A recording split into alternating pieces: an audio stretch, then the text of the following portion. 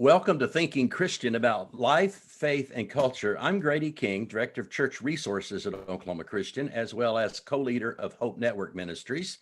And today our special guests are two good friends, known them since we went to college together, Kent and Nancy Hartman. They live in Edmond, Oklahoma, and work at Oklahoma Christian and are founders of the Third Culture Kids, or like they call it, TCK Ministry. And they'll tell us more about that. They served 17 years in Australia's Missionaries. They've been back at Oklahoma Christian for about 20 years. And boy, it's welcome. Glad you guys could join us. God bless you. Thank you for being here. Thanks so much. Thanks. Good to be here.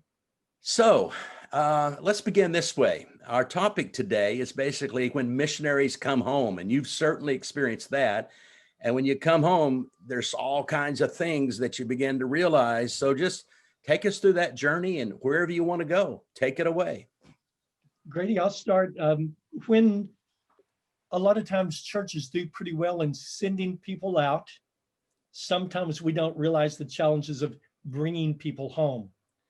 And so one of the things that shocked us was the challenges that we experienced after being out of the country for 17 and a half years, raising our children in another country, and then us coming back, and then our kids coming back. One thing I'll just say here at the beginning is if you're bringing a family home and the kids have grown up there, our oldest daughter is 3.5, second daughter is 15 months old when we moved there. Our son was born there.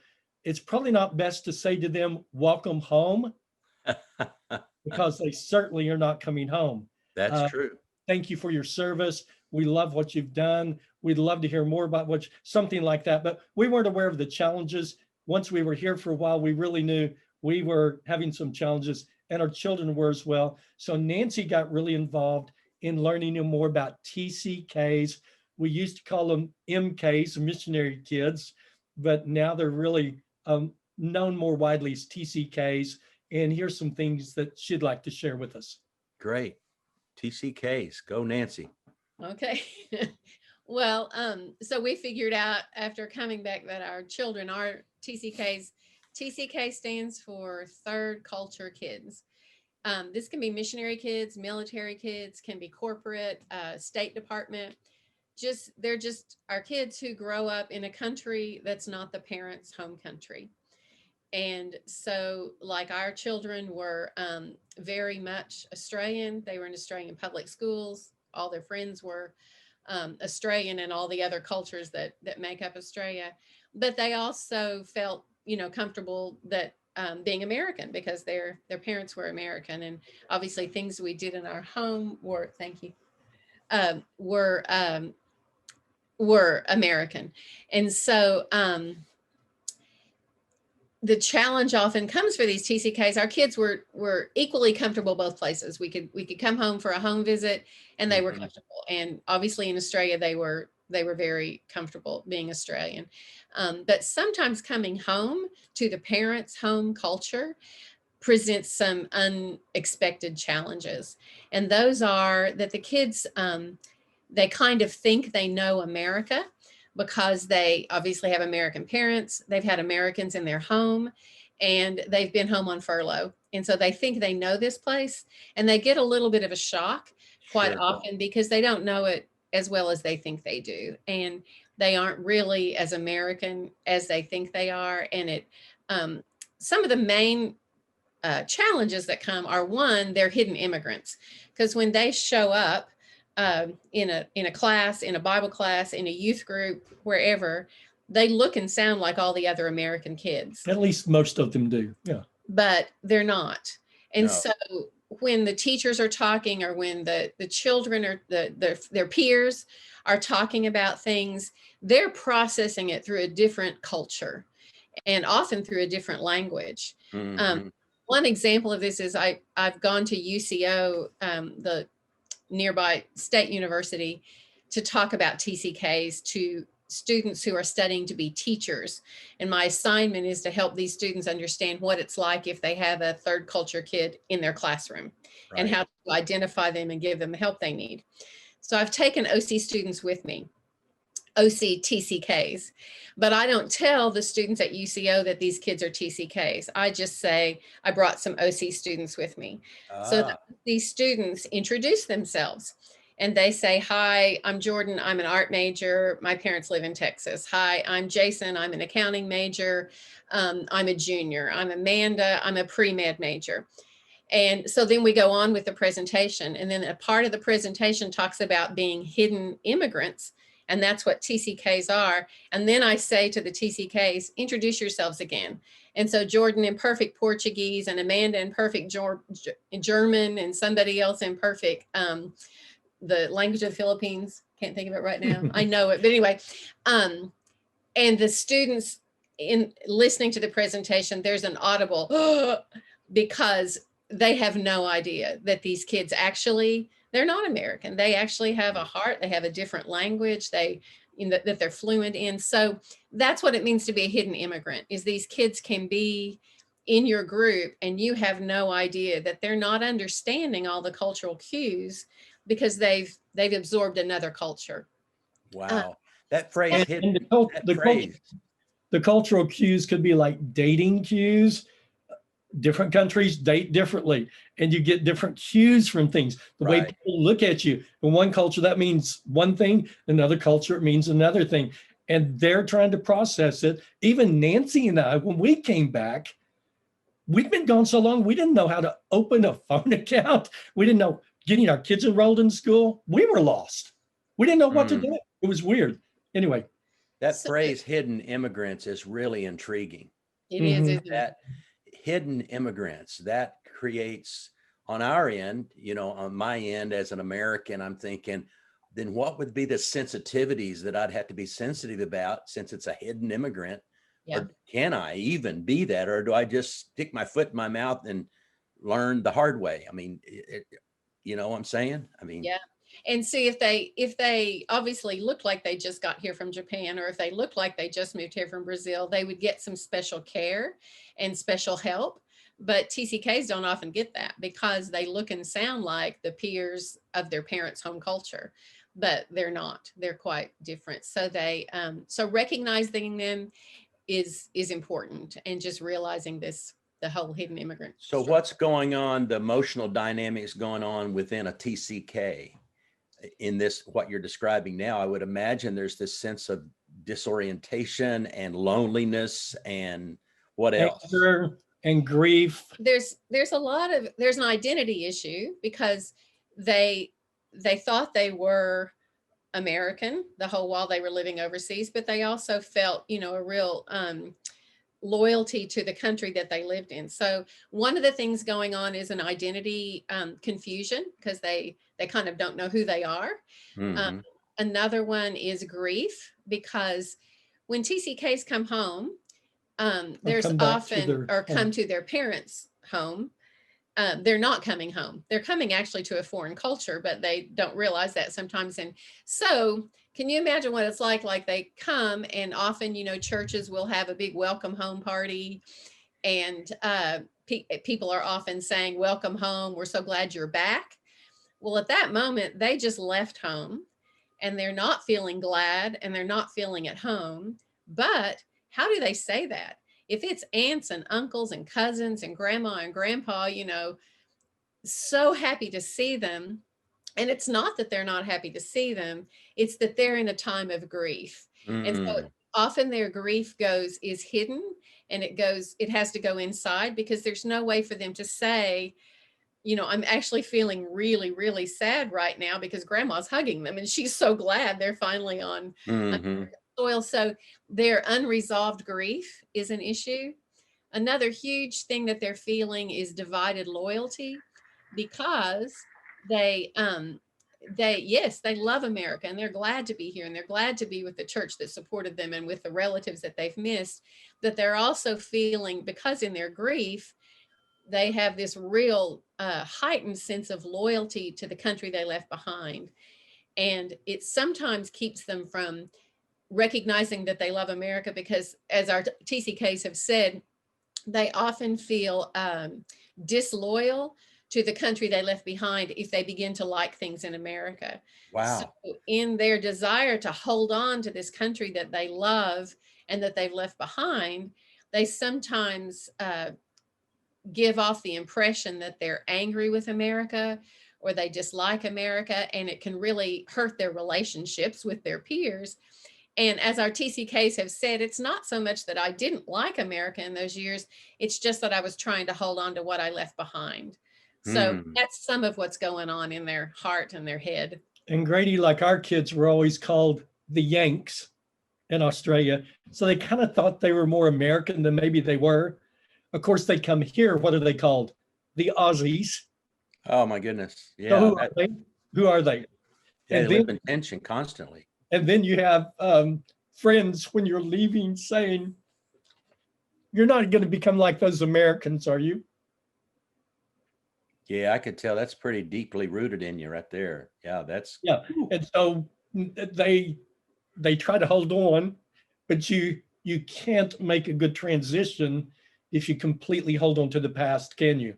Like a good missionary has to learn the culture, accept the culture, fit into the culture, and not necessarily, I could never be Aussie because I'm American, but I need to fit in as well. Well, if you're holding on to that other because your friend said, hey, you're not going to become a Yank, or I mean, a Yank, are you? You're going to continue to be Aussie. That's hard. And it's really deep. it's really deep. I could tell. Yeah, I could just see it, hear it. And because they're in grief, they need to talk about, when someone dies, our need to talk about that person, that helps us process it and it helps us move through the steps of grief. So a TCK coming back will often talk about the country they left behind and maybe even glorify it a bit, but it's just because they're in grief and that's how they're processing and they're trying to hold on.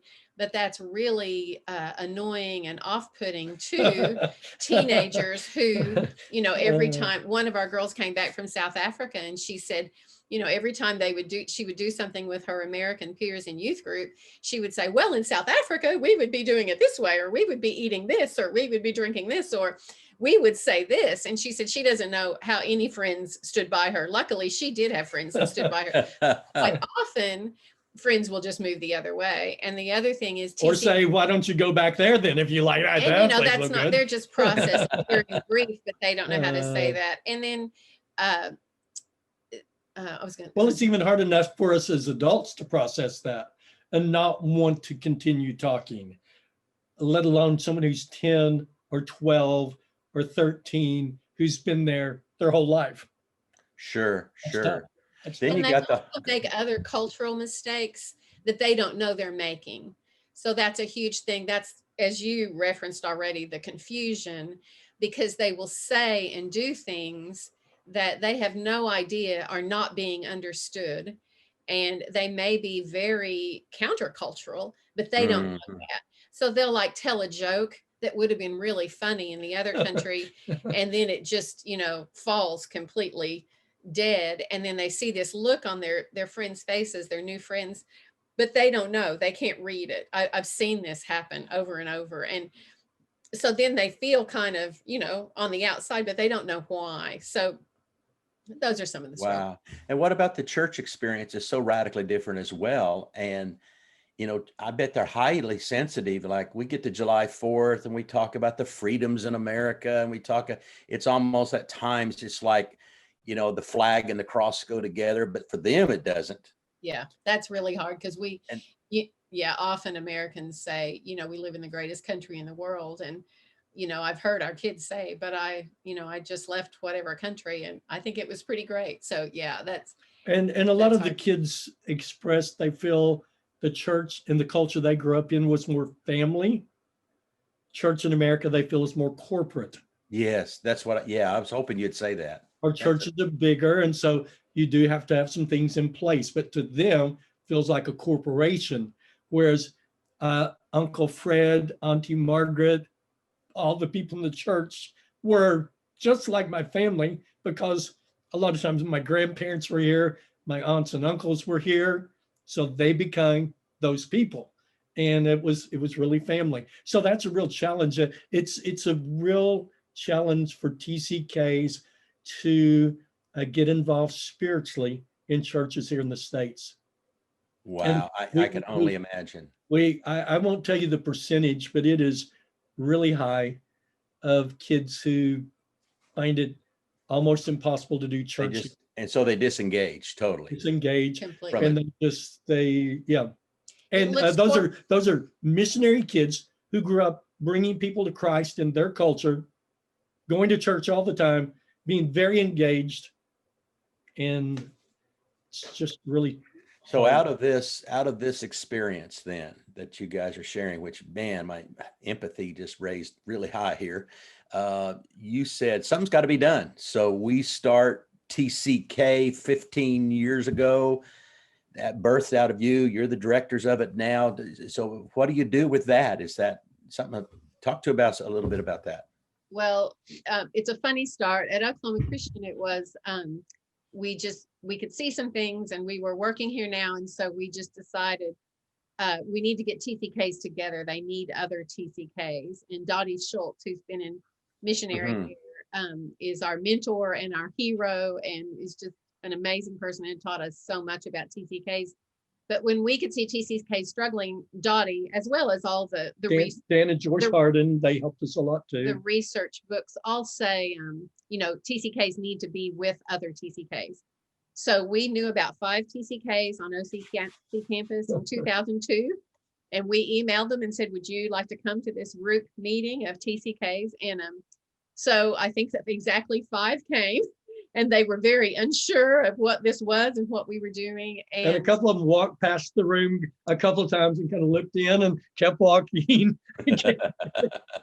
Yeah, because they were just so unsure, and we were too. But we just knew, that it needed to happen. And so out of that grew a group that has been going now, actually since 2002. It's been going for 18 years. The group on campus.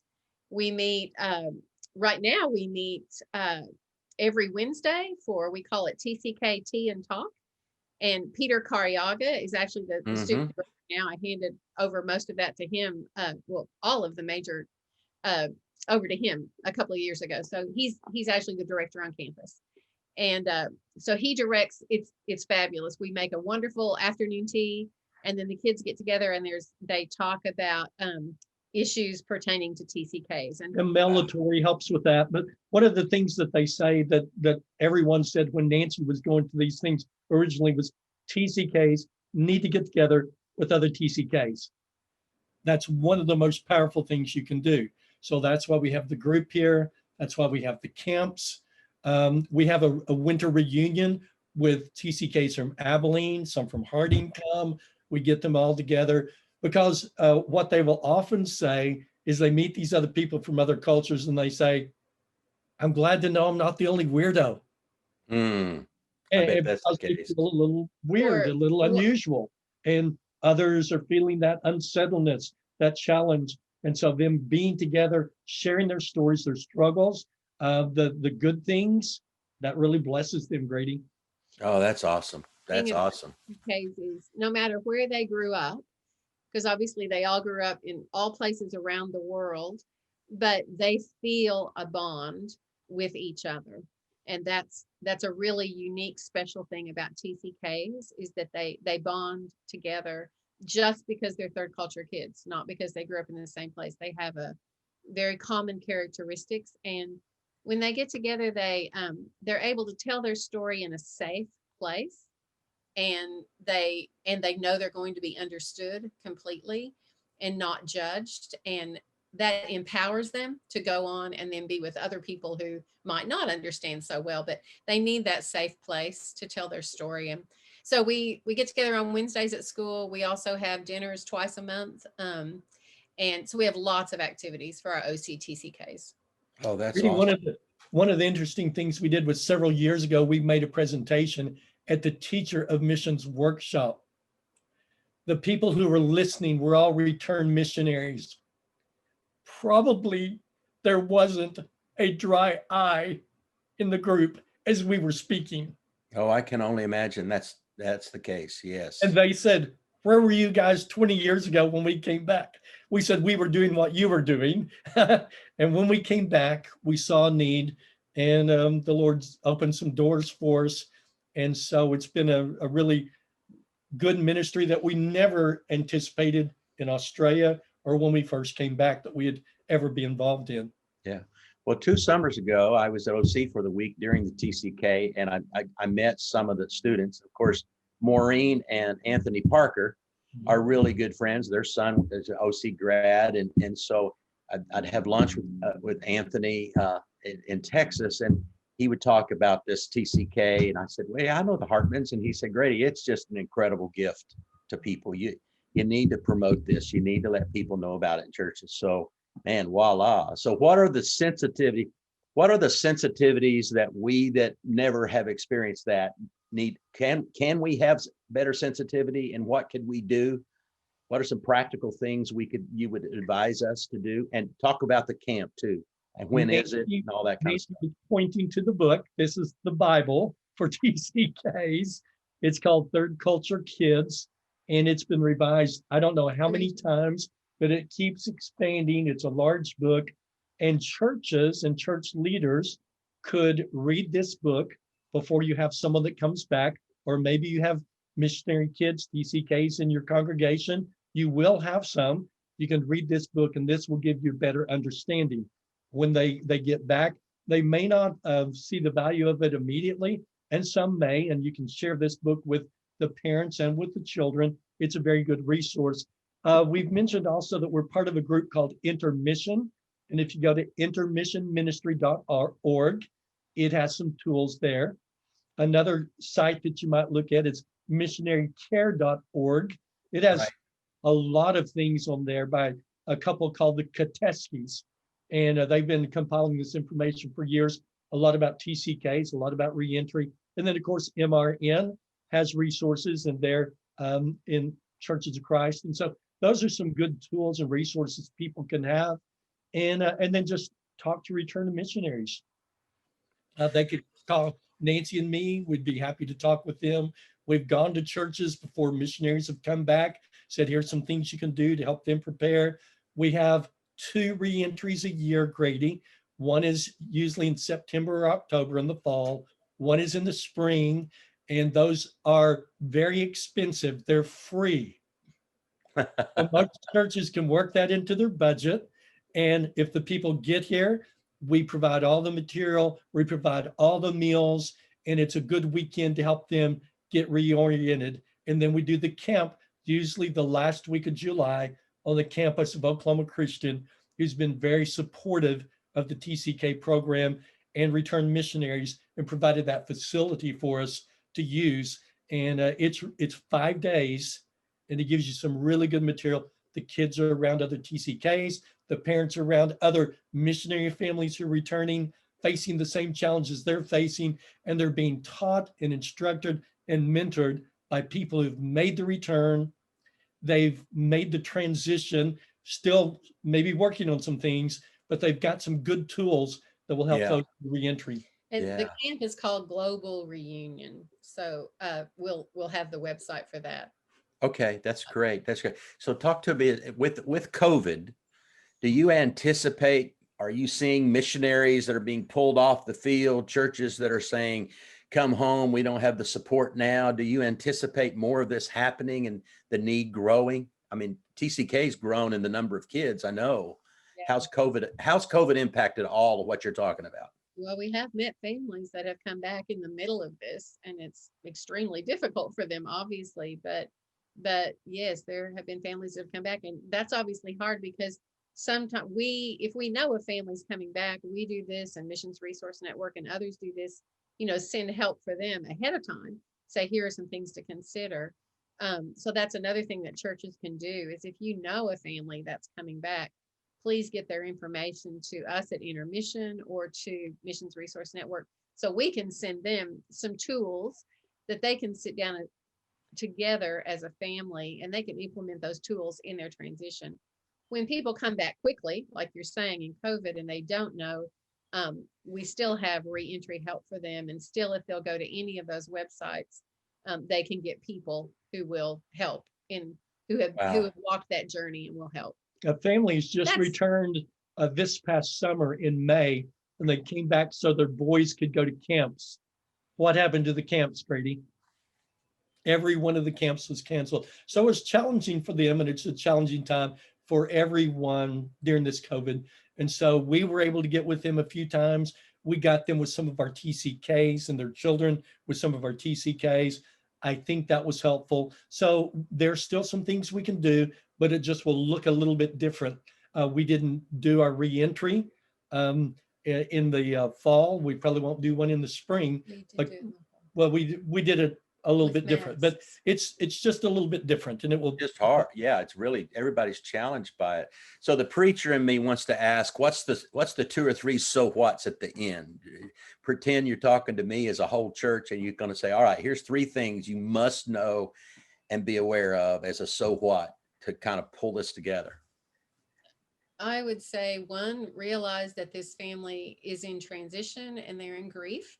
Okay. So treat them that way. And one of the things that they need is a safe place to tell their story. So often we don't, in fact, I think you referred to this, often people don't ask about the work that they've just done or the place they've been because we feel intimidated. We're like, oh my goodness, I should have been reading their newsletter so I would know what to ask. And I didn't read.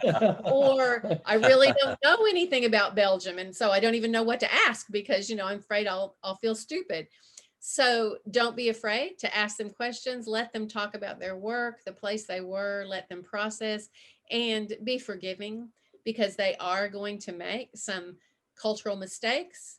And they are in grief, so they're in transition, they're not thinking clearly. So be forgiving and just stick with them. And my goodness, I could tell you so many stories about that, about people who had somebody do that and people who didn't. And but that's so important. And as a church, just to realize we're going to welcome this family very intentionally and not just assume that they know how to progress in this culture because like for us, Kent said, we were gone 18 years. So we were pretty confused, but our kids were, even more so. Even more so, yeah. So just to be aware, sometimes I think people come back and we've been just in our own routines for so long, we don't really intentionally think about all of the hurdles that they're facing.